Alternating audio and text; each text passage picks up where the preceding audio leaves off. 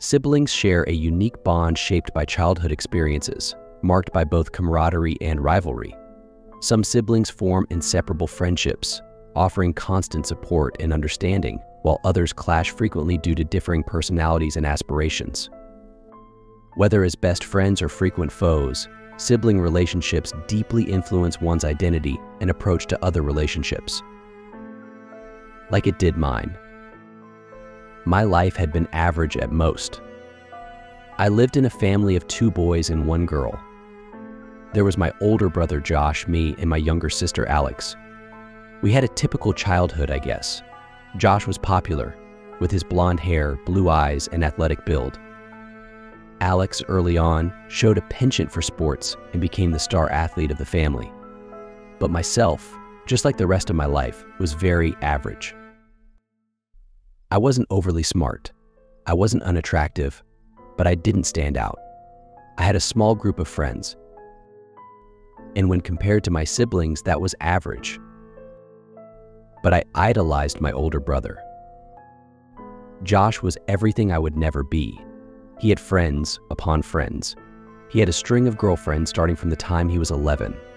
There was always some girl, some drama. He grew tired of it, but I loved it. Josh cared for me too. We were really close as children. Mom and Dad loved me, sure, but they didn't notice me like they did Josh and Alex, because there was nothing special about me, not really. But Josh didn't see it that way. See, he paid attention to me. He gave me advice and taught me about socializing. He used to take me shopping, even with his popular friends, and show me the best clothes to wear for my style. He would tell me all about his amazing, glittering life, and he would listen if and when I found some small contribution to make to our conversations. He was my role model. But sometimes life isn't average.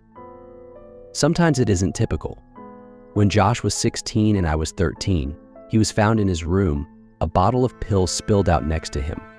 I don't think they even bothered with much of an investigation. It was clear what he'd done, although no one really knew why. Life can be funny that way. Sometimes it's the ones who seem happy who are struggling the most. It was a very difficult time for my family. But life went on. As I grew older, I grew to love my average life. My parents paid a little more attention to me, with Josh gone. I went to a state university for journalism, where I met my wife, Laura. We got married right out of college. I worked for the local paper, and she had an office job at a company just a few blocks down the road. Our life was blissful, beautiful, and unremarkable. Until, that is, Laura became pregnant. It started when she was about 2 weeks late. She'd always been as regular as a clock, but at this time work was pretty hectic, and she wasn't really paying attention. Then one night, I had a terribly real, terribly strange dream. In the dream, I was in my old childhood room, sitting on the flower-patterned comforter on my twin-sized bed, playing with a pacifier for God knows what reason. In walked Josh. He came and climbed on the bed. He was toying with an empty pill bottle. He looked into my eyes. I don't know why, but I woke up screaming. To be honest, I hadn't paid much thought to Josh in years, and I'd never had a dream like that. Laura woke up to comfort me, but I was already on my way to the bathroom. I vomited into the toilet for about 20 minutes, thinking of missed periods, pill bottles, and Josh. Laura took a pregnancy test that day. It came out positive. We were overjoyed. We celebrated with a nice dinner. We called our parents, who were both incredibly excited. We talked about baby names, nurseries, and all the things you associate with babies. We got to bed late, exhausted but happy, cuddling together like newlyweds, dreaming of little cherubs dancing in our arms. I woke up to see my brother standing next to the bed. If the night before had been frightening, you can't imagine how this felt.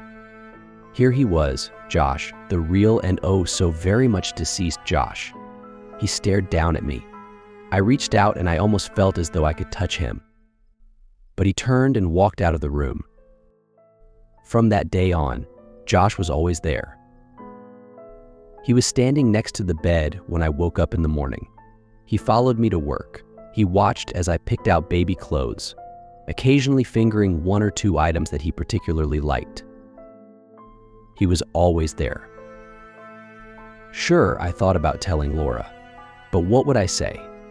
That her average husband was about to disturb her average life with his newfound ability to see the dead? Unlikely.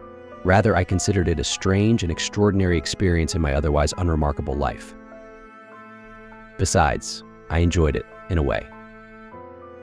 Here was my long-lost brother, my ages ago best friend, the one person who I looked up to, the person I wanted to be when I grew up.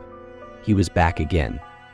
It was comforting to have him there as Laura's stomach grew fat and round, and she began to waddle back and forth, trying to control her deranged hormones. Sometimes he would put his hand on Laura's stomach to feel the baby. When he did, the baby would start to kick. How comforting to know that my baby would share a special connection with Josh. Josh was there when I drove Laura to the hospital, crying in the back through the pain of her contractions. He followed us to the maternity ward and stood calmly next to me as Laura pushed, and pushed. He kept his hand placed on her stomach, and it was a comfort. Then it was over. They placed the baby into Laura's arms. A girl. A wonderful, plump little baby girl whose cries were the most beautiful thing in the world. Laura and I played with her tiny, curling fingers. When I looked at the bedside, Josh was gone. Now, don't misunderstand. I have always missed my brother. He was very important to me, and I miss him still. But I was somewhat relieved to see him gone. I missed him, but he could never be a part of my life again. Now I could return to my happy, typical life. My happy life with my happy baby and happy wife. I was happy for a few weeks before I noticed it. I was playing with little baby Ellen when she looked up at me, and I noticed them. Her startling blue eyes. The eyes that neither her mother nor I possessed. She looked at me with an eerie calmness. When I looked into her eyes, I saw it. I saw Josh. And so, tomorrow morning, I will fall to the floor in an outburst of tears and screams. Laura will frantically dial emergency services as I will clutch at the body of my child. When the EMTs arrive, they will pry the cold, lifeless body from my embrace, and I will collapse into Laura's arms. I will be sad. I will miss her, just as I miss Josh. But Josh can never be a part of my life again, no matter how much he wants to be. After all, it took me years to be rid of him the first time. For more chilling stories, like and subscribe.